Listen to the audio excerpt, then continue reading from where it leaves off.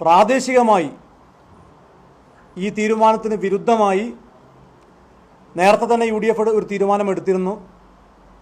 ആ തീരുമാനം UDFന്റെ പുറത്തുള്ള കക്ഷികളുമായി സഖ്യമോ ധാരണയോ ഉണ്ടാക്കാൻ പാടില്ല എന്നതാണ്.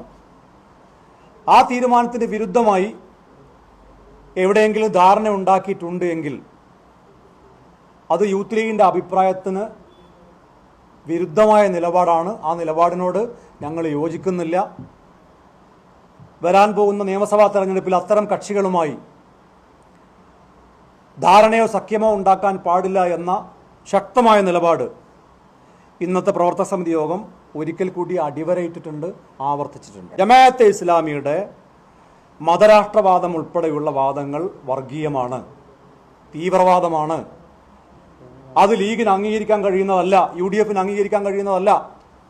ആശയപരമായി ജമാഅത്തെ ഇസ്ലാമി മുന്നോട്ട് വെച്ച മതരാഷ്ട്രവാദം, ആ മതരാഷ്ട്രവാദത്തെ ഏറ്റവും ശക്തമായി എതിർത്ത പാരമ്പര്യമാണ് ലീഗിനുള്ളത്.